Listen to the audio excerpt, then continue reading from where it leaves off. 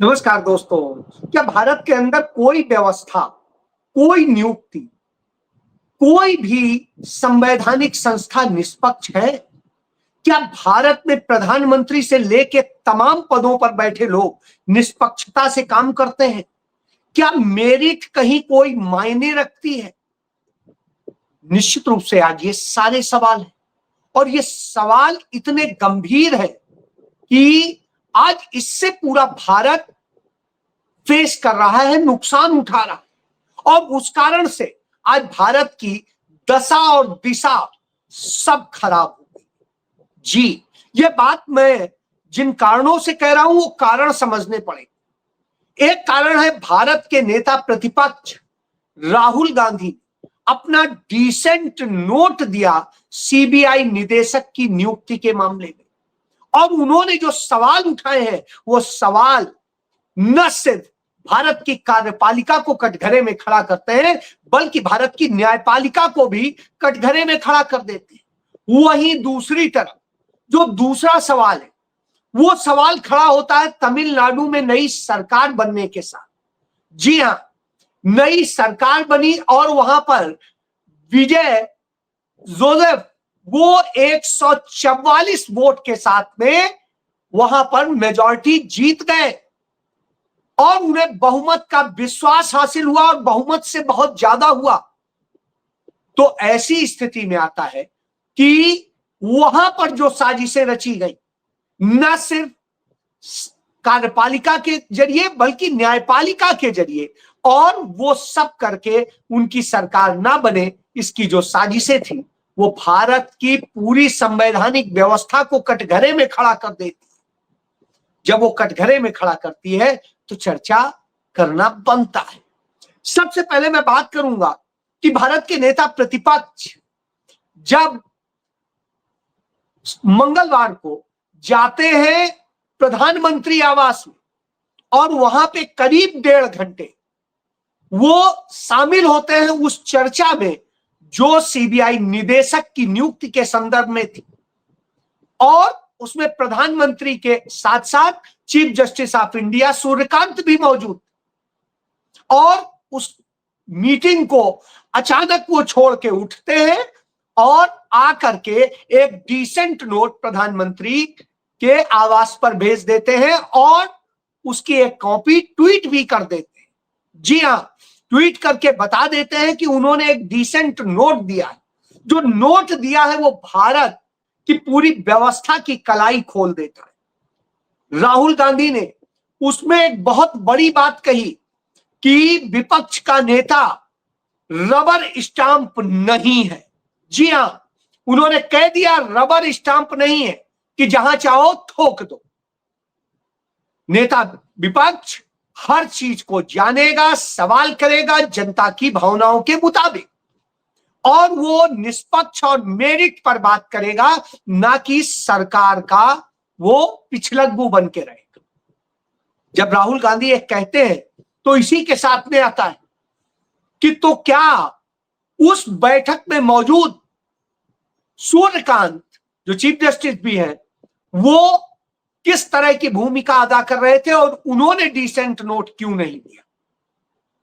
क्योंकि जो सवाल राहुल गांधी ने उठाए वो सवाल उनके लिए भी सवाल जो है वो समझने की जरूरत है कि डायरेक्टर की सिलेक्शन कमेटी पर असहमति की जो स्थिति है, 1.5 घंटे जो बैठक चली और उम्मीदवारों की डिटेल तक नेता प्रतिपक्ष को और चीफ जस्टिस ऑफ इंडिया के पास नहीं थी।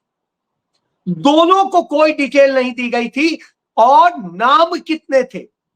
69 नाम, यानी 69 नाम और कहा जा रहा है कि इन्हें 1.5 घंटे में निपटा दीजिए और इनके बारे में आपको कोई जानकारी नहीं दी जा रही। जब जानकारी नहीं दी जा रही है तो स्वाभाविक सी बात है एक व्यक्ति का नाम और वो देखने में ही जाने कितना टाइम लग जाएगा और आप कह रहे हैं 69 नाम को 1.5 घंटे में लेके फाइनल कर दीजिए। इससे बड़ा और मजाक क्या हो सकता है? इसी बात को लेकर के राहुल गांधी ने सवाल उठाया। जो उन्होंने चिट्ठी लिखी उसमें लिखा आपकी सरकार, प्रधानमंत्री को उन्होंने एड्रेस किया, उन्होंने चीफ जस्टिस का जिक्र नहीं किया।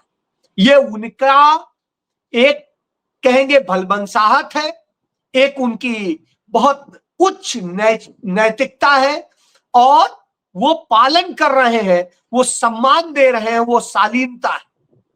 जी, तो उन्होंने लिखा कि आपकी सरकार ने बार बार सीबीआई का दुरुपयोग किया है। यह भारत की प्रमुख प्रीमियर जांच एजेंसी है, लेकिन आपने इसे राजनीतिक विरोधियों, पत्रकारों और आलोचकों को निशाना बनाने के लिए इस्तेमाल किया। संस्थाओं पर ऐसे कब्जे को रोकने के लिए ही चयन समिति में नेता विपक्ष को शामिल किया जाता है, जिससे कि इस तरह से ना हो। और खेद की बात यह है कि आपने इस प्रक्रिया में मुझे कोई भी ऐसी भूमिका नहीं दी जो सिलेक्शन प्रोसेस को सही बनाए, शुद्ध बनाए, यानी मेरिट पे हो, इसका आपने कोई वो नहीं किया। जिन उम्मीदवारों को लिस्ट किया गया है, उनकी सेल्फ असेसमेंट रिपोर्ट यानी एसीआर या 360 डिग्री रिपोर्ट कोई भी उपलब्ध नहीं कराई गई। मुझे रिपोर्ट देने से साफ मना कर दिया गया। जब किसी की रिपोर्ट ही नहीं दी जाएगी कि उसका कार्य कैसा है, उसका व्यवहार कैसा है, वो कैसा अफसर रहा है, क्या रहा है, तो जो 69 ऑफिसर्स हैं उनके बारे में हम कैसे जानेंगे? उनका जब हम पूरा ट्रैक रिकॉर्ड नहीं देखेंगे तो हम कैसे उन्हें अच्छा या बुरा कह सकेंगे? स्वाभाविक सी बात है, उसके लिए एसीआर चाहिए, और एसीआर पढ़ने के लिए टाइम भी चाहिए। तो आपने ना टाइम दिया, ना आपने एसीआर दी, ना आपने दूसरी रिपोर्ट सौंपी, जो आईबी और दूसरी की रिपोर्ट्स आती हैं वो भी नहीं सौंपी। तो जब हमें किसी के बारे में कोई जानकारी उपलब्ध नहीं है तो हम उस प्रोसेस में ईमानदारी से, शुद्धता से क्या करें? तो राहुल गांधी ने इसे कहा, बिना किसी कानूनी आधार के जानकारी देने से जानबूझकर मना करना चयन प्रक्रिया का मजाक उड़ाना है। इससे साफ जाहिर होता है कि सिर्फ आपका पहले से तय उम्मीदवार ही चुना जाएगा, और आप चाहते हैं मैं उसमें रबर स्टाम्प की तरह से मोहर लगा दूं। तो मैं रबर स्टाम्प नहीं हूं। जो रबर स्टाम्प है वो लगाता रहे, मैं नहीं लगाऊं। बहुत बड़ी बात कही, क्योंकि दूसरा कौन रबर स्टाम्प है यह समझा जा सकता है। मैं इसलिए नहीं ज्यादा बोलूंगा क्योंकि कानूनी तौर पर समस्या भी हो सकती है। हालांकि कोर्ट का मैटर नहीं है तो समस्या नहीं होगी, लेकिन फिर भी पिछली 2 मीटिंग में उन्होंने जिक्र किया, 2 मीटिंग में 5 मई 2025 और 21 अक्टूबर 2025 में प्रधानमंत्री को मैंने लेटर लिखा, जिसमें निष्पक्ष और पारदर्शी प्रक्रिया के लिए उपाय भी बताए। आज तक उस लेटर का मुझे जवाब नहीं मिला। अब आप सोचिए राहुल गांधी ने कितनी बड़ी बात कह दी इस चिट्ठी के जरिए। और इसके बाद सूर्यकांत हो या खुद प्रधानमंत्री हो, दोनों कटघरे में खड़े हुए हैं। दोनों की स्थिति आप समझ सकते हैं। इसलिए क्योंकि जो मौजूदा सीबीआई डायरेक्टर है, उनका कार्यकाल खत्म हो गया था पिछले साल। 1 साल के लिए उन्हें बढ़ोतरी दी थी नरेंद्र मोदी ने मनमानी ढंग से, और उसके बाद में वह भी 24 मई को खत्म हो रहा है। तो जब 24 मई को खत्म हो रहा है तो आनन फानन में बैठक बुलाई जाती है। इतने दिन चुनाव के लिए 2 महीने नरेंद्र मोदी बिजी रहते हैं। कोई टाइम नहीं होता, न देश के लिए, न देश की तमाम समस्याओं के लिए, न तमाम नियुक्तियों के लिए। अब जब बैठक करते हैं तो बगैर कोई डिटेल शेयर किए हुए आप करते हैं, और चाहते हैं कि जो हमने कर दिया है उसी पे मोहर लगा दी। आप भी ठप्पा लगाइए और भूल जाइए क्या हुआ। तो राहुल गांधी उस पर जवाबदेही चाहते हैं कि कैसे होना चाहिए। जी हां, जब यह राहुल गांधी कहते हैं तो सवाल खड़ा हो जाता है भारत की संवैधानिक संस्थाओं पे भी और भारत की कार्यपालिका पर भी। जी, अब आता हूं दूसरी बात।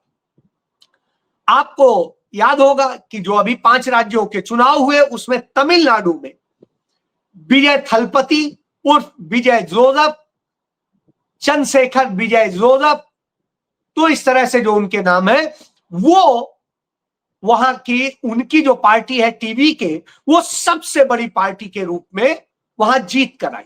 उसने 108 सीटें जीती 234 की विधानसभा। अब जो 108 उसने जीती, कोई भी उसके आधे के बराबर नहीं था। ऐसी स्थिति में स्वाभाविक सी बात है, राज्यपाल को चाहिए था कि उन्हें मुख्यमंत्री पद के लिए ऑफर देते, उन्हें लेटर भेजते, लेकिन उन्होंने अपनी तरफ से पहल नहीं की। विजय ने तुरंत कांग्रेस पार्टी से अप्रोच किया कि हमें समर्थन दीजिए। कांग्रेस पार्टी में राहुल गांधी ने कमेटी के साथ बैठक की और बैठक करने के बाद गुण दोष के आधार पर तय किया कि हम विजय का साथ देंगे, क्योंकि विजय को यह वायदा रहेगा कि वो सेकुलर फोर्सेस के साथ रहेंगे, जनता के लिए काम करेंगे और जनहित से बड़ा उनके लिए कुछ और नहीं है। और इस आधार पर कांग्रेस ने उन्हें समर्थन दे दिया। कांग्रेस के समर्थन देने से एक नैतिक बल बढ़ गया, उनकी 113 सीटें हो गई। और इसके बाद में उन्हें समर्थन के लिए चाहिए था तो केरल में उनकी कांग्रेस की सहयोगी है, उस पार्टी को भी कांग्रेस ने अप्रोच किया। उसके अलावा नेशनल एस्पेक्ट में जो सेकुलर विचारों के साथ में जुड़ी हुई है सीपीआई सीपीएम, उनको भी अप्रोच करवाया। और उन सब से जब बात हुई उसके बाद में उन्हें समर्थन दे दिया सीपीआईएम ने और सीपीआई ने। और जब यह समर्थन मिल गया तो स्वाभाविक सी बात है 4 और आ गए, तो हो गए 13 और ये 17। चाहिए है 118 सरकार बनाने के लिए, तो बराबर तो हो ही गए थे। सरकार बनाने के लिए तब भी बुलाया जा सकता था। विजय ने ऑफर का वो दिया और कहा कि साहब ये है। इसके बाद भी राज्यपाल ने कहा नहीं, पूरे 118 की लिस्ट लेके आइए। उन्होंने कहा कि सदन में साबित करना होता है कानून के मुताबिक, ना कि राज्यपाल के सामने, इसलिए सदन में हम साबित करेंगे, आप हमें बुलाइए। लेकिन राज्यपाल नहीं माने। फिर उन्होंने अपने ढंग से अप्रोच किया, कांग्रेस ने भी मदद की और उसका नतीजा ये हुआ, इंडियन यूनियन मुस्लिम लीग ने भी उन्हें अपने 2 सदस्यों के साथ समर्थन दे दिया, यानी 119 हो गए। और इसके साथ में वहां की एक स्थानीय पार्टी ने भी समर्थन दे दिया, उसके भी 2 आ गए और इस तरह से 121 की संख्या बन गई। तब कहीं राज्यपाल ने उन्हें बुलाया और इसमें भी बाधाएं डाली गई, तमाम तरह से बाधाएं डाली गई। और जब यह बाधाएं डाली जा रही थी, डीएमके ने खुद बताया सीपीआईएम के महासचिव बेबी ने कि डीएमके ने उनसे अप्रोच किया कि नहीं, आप एआईडीएमके का साथ दे दीजिए, आप विजय का साथ मत दीजिए और वहां पर बनवा दीजिए। और एआईडीएमके बीजेपी के साथ थी, लेकिन सेकुलर सरकार के लिए सभी लोग विजय के साथ आए। लेकिन राज्यपाल ने आखिरी तक नहीं छोड़ा और तमाम विरोध पैदा किए। बहरहाल इसी दौरान जब उन्हें यह हो गया कि अब देना ही पड़ेगा, तो जैसे ही उन्हें मुख्यमंत्री पद के लिए शपथ के लिए आमंत्रित किया गया, वैसे ही डीएमके के एक एमएलए ने जाके मद्रास हाईकोर्ट में एक याचिका दाखिल की कि साहब, उनके एक सदस्य है, वो सदस्य जो जीते हैं एक विधायक से, ये विधायक थे श्रीनिवास सेतुपति, ये 1 वोट से जीते और सेतुपति जो 1 वोट से जीते हैं, इनका चुनाव खारिज किया जाए। हाई कोर्ट ने इसमें सुनवाई की और सुनवाई करने के बाद में हाई कोर्ट ने जो कहा वह अपने आप में दुखद था। और यह बात मैं नहीं कह रहा हूं, यह बात खुद सुप्रीम कोर्ट कह रहा है। मद्रास हाई कोर्ट के वैकेशन बेंच के जज, वहां छुट्टी की जज है, उस जज ने सेतुपति के खिलाफ यह आदेश दिया कि अगला आदेश जब तक नहीं आता है तब तक सेतुपति विश्वास मत में भी हिस्सा नहीं लेंगे, अविश्वास मत या किसी में भी वोटिंग में भी हिस्सा नहीं लेंगे और सदन की संख्या बल के परीक्षण में भी हिस्सा नहीं लेंगे। तो लेकिन उनकी सदस्यता उन्होंने नहीं खत्म की। जब सदस्यता नहीं खत्म हुई तो हम वोटिंग में क्यों नहीं अपना हिस्सा लेंगे, या तो आप हमारी उसी सदस्यता को रोकते। स्वाभाविक सी बात है, यह आदेश चैलेंज करने वाला था। तो विजय ने तत्काल संपर्क किया राहुल गांधी से और राहुल गांधी के मतलब कांग्रेस पार्टी के लीगल सेल के हेड अभिषेक मनु सिंघवी ने तत्काल रात को ही यह याचिका दाखिल की। अब आप देखिए, वहां पर जो सेतुपति के खिलाफ याचिका दाखिल की गई, उसमें वैकेशन कोर्ट ने संडे को कोर्ट खोल करके सुनवाई की और ऑर्डर पास कर दिया। लेकिन जब सेतुपति की याचिका दी गई तो अदालत ने कहा नहीं, हम सोमवार को हम सुनेंगे, बुधवार को सुने। और जब बुधवार को सुनने का कहा तो स्वाभाविक सी बात है, बुधवार को तो बहुमत साबित करना था, हो ही नहीं सकता था अगला व्यक्ति शामिल। बहरहाल प्रयास किया अभिषेक मनु सिंघवी ने, तो उन्होंने कहा ठीक है हम सुबह सुन लेंगे बुधवार। सुबह भी सुना, लेकिन इतना देर से सुना कि उसका नतीजा यह हुआ कि सेतुपति उसमें हिस्सा नहीं ले पाए। लेकिन जस्टिस विक्रमनाथ और संदीप मेहता की कोर्ट ने जो इस केस को सुना, और जो तीन जज हैं, जस्टिस विक्रमनाथ, संदीप मेहता और विजय बिश्नोई की बेंच में, और उसने सुना और उसने हाई कोर्ट के फैसले पर नाराजगी जताई। बेंच ने कहा कि चुनाव से जुड़े मामले में सीधे हाई कोर्ट में याचिका पर सुनवाई करना हैरान करने वाला है। सुप्रीम कोर्ट ने हाई कोर्ट में चल रही इस मामले की पूरी कार्रवाई को फिलहाल रोक दिया है, और हाई कोर्ट में जो इन्होंने कहा था उसको लेके उन्होंने कहा यह बड़ा दुखद है कि हाई कोर्ट ने डीएमके के नेता के.आर. पेरिया करुप्पम के मामले में जिस तरह का आदेश दिया है वह अचंभित करता है। जी हां, क्योंकि एक विधायक है लेकिन आप उसे वोट नहीं डालने दें, ये क्या? बहरहाल सेनापति वोट तो नहीं डाल सके, लेकिन सेतुपति के वोट न डालने के बावजूद इस तरह से सब मैनेज हुआ कि जो एआईडीएमके है, जिसकी सरकार बनवाने की कोशिश की जा रही थी बैकडोर से, जो बीजेपी के साथ है, वही टूट गई और उसके 25 विधायक आकर के विजय को समर्थन दे देते और सदन में विजय 118 की बजाय 144 वोट ले आते, यानी 234 की विधानसभा में 144 वो ले आते। ये भारी बहुमत, और यह उनके लिए एक सुखद था। तो ये कहेंगे कि ये रणनीति के तहत तो ये हो गया, क्योंकि राहुल गांधी उनके इस पूरे प्रोग्राम में साथ लगे जिससे उनकी सरकार बन सके। ये शुरुआती दौर से राहुल गांधी की टीम ने काम किया। लेकिन इधर आप देखिए, जिन संवैधानिक संस्थाओं को रक्षा करनी चाहिए थी, इन सारे संवैधानिक हकों की, संवैधानिक न्याय की, वो न्याय करने की बजाय रबर स्टाम्प बने हुए। और जो रबर स्टाम्प बने हुए थे, तो अब आप समझ लीजिए, इसीलिए राहुल गांधी ने, जो कि खुद भी संवैधानिक पद पर है, उन्होंने रबर स्टाम्प बनने से मना कर दिया कि हम रबर स्टाम्प नहीं है। नेता विपक्ष जनता की आवाज होता है, लीडर ऑफ पीपल्स होता है, तो वो सही बोलेगा, गलत का साथ नहीं देगा। यह एक चैलेंज भी है और यह एक आंख खोलने वाला भी है कि भारत में सरकार कैसे चल रही है, कैसे सारी व्यवस्था चल रही है और कैसे सब कुछ दूषित हो गया है। मेरिट पर कुछ डिसाइड होता ही नहीं। जी हां, न चुनाव चोरी हो जाते हैं। उसका भी उदाहरण सामने आ गया कि आप जिस तरह से पश्चिम बंगाल में चुनाव चोरी किया गया, तो चुनाव चोरी कराने वाला वहां का मुख्य चुनाव अधिकारी तुरंत इनाम मिल जाता है चोरी का और उसे चीफ सेक्रेटरी बना दिया जाता है। दूसरा जो उसका पर्यवेक्षक था उसको भी इनाम मिल जाता है और वो मुख्यमंत्री का प्रिंसिपल सेक्रेटरी बन जाता है।